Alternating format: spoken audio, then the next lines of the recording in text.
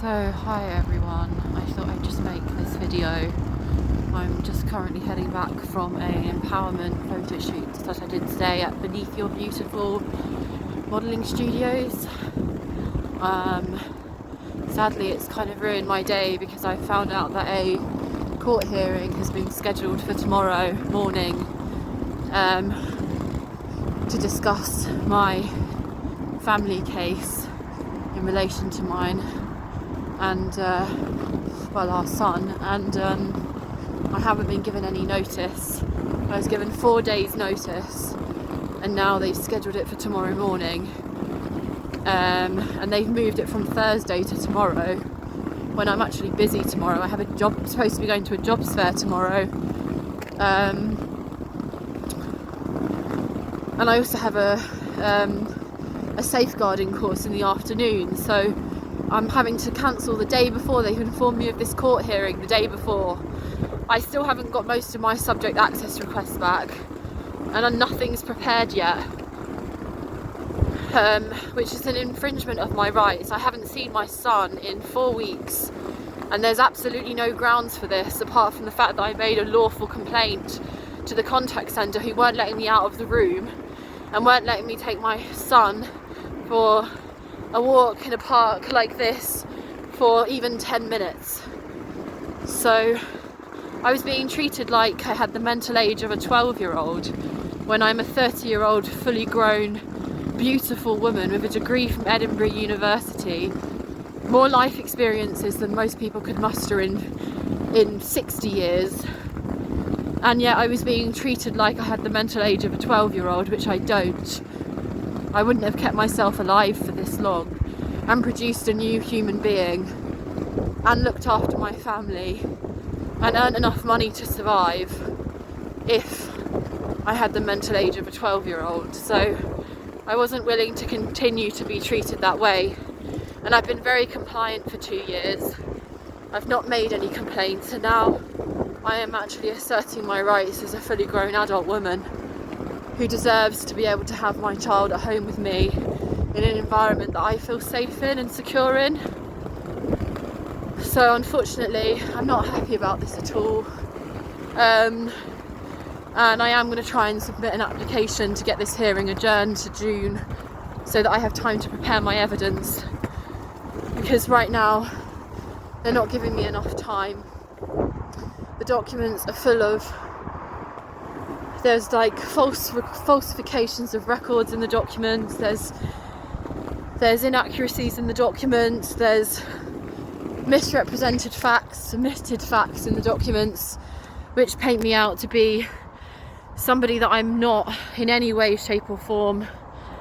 You know, I'm just a girl who goes to the cinema and does photo shoots at women's empowered companies every now and again, and has had a child and has worked in office management and has a degree, and just, you know, has had traumas in my life that have given me a bit of trauma, but I don't think I'm anything abnormal.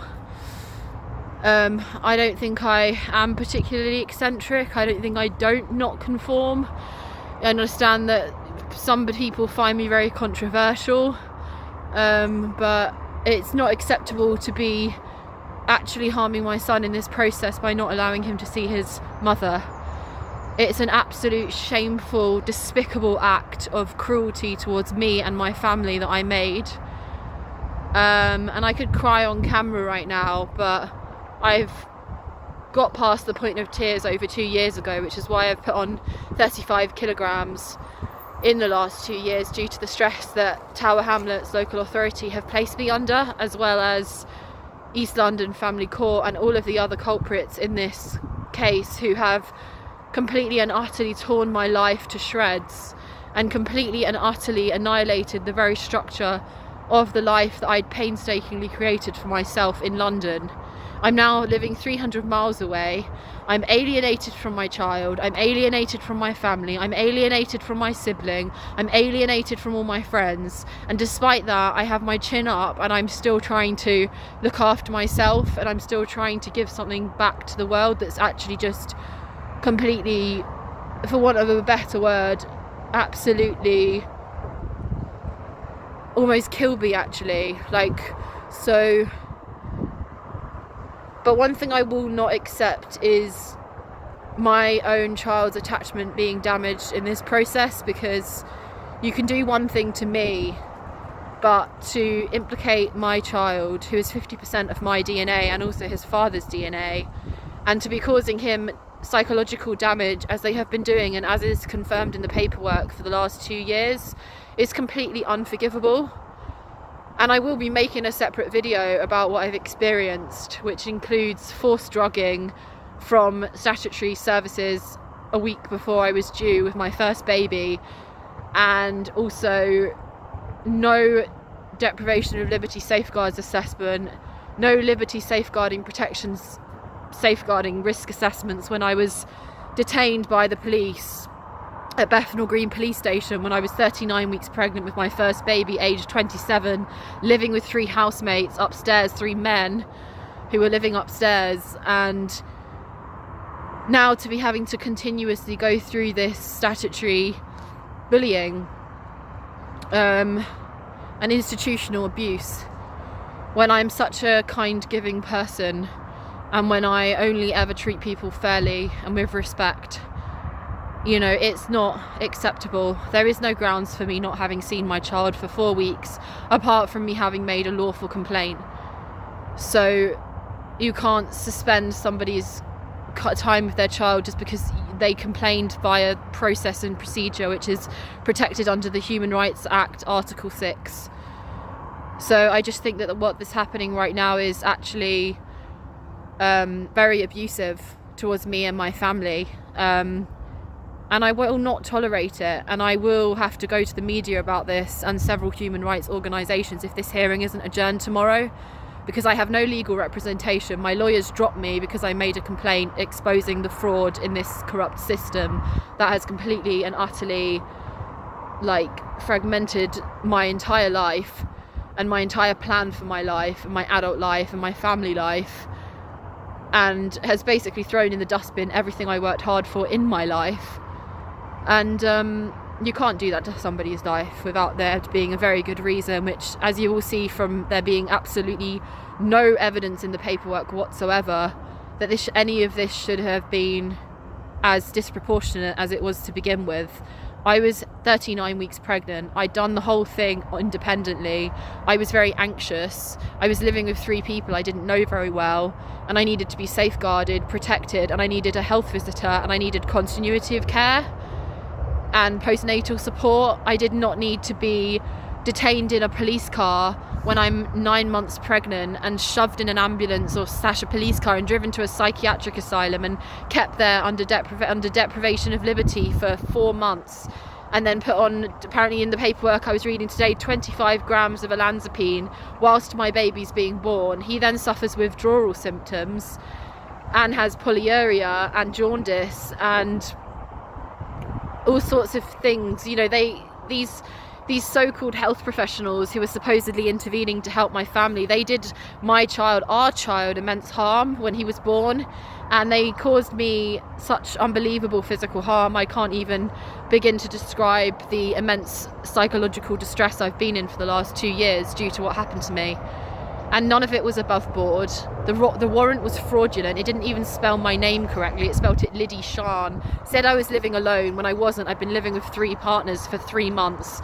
Says that I was homeless and autistic when I wasn't homeless or autistic. I was paying £1,000 a month for a property, and I've never been diagnosed with autism. My autistic assessment came back negative. And it was just a fraudulent warrant, and it shouldn't have happened. Not when I was having my first child, and not when I hadn't broken any laws. My DBS, which came back in March 2022, around this time when my child was conceived, was completely clear. And I've always been a very generous person who deserved to have a bit of the fruits of my labour, you know, through the labour I went through, which was more than 4 days long, involved an emergency episiotomy and an assisted delivery, left me with a non-palpating uterus and urinary retention for days.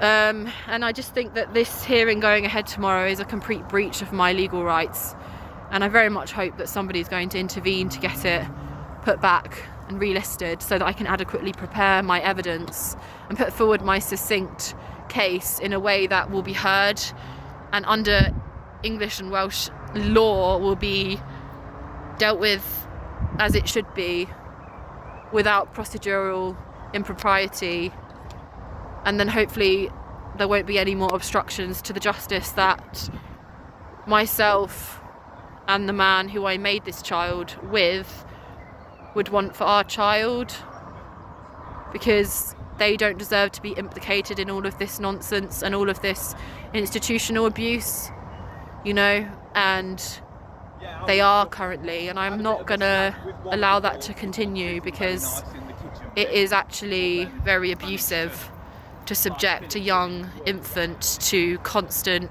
alienation from his mother, who is very capable, is not breaking any laws, is looking after herself well, has cleaned and tidied her whole flat, is in employment, and is making very good progress to being, I suppose, as perfect as I can be, being who I am with the trauma I've been through. A lot of it was beyond my control.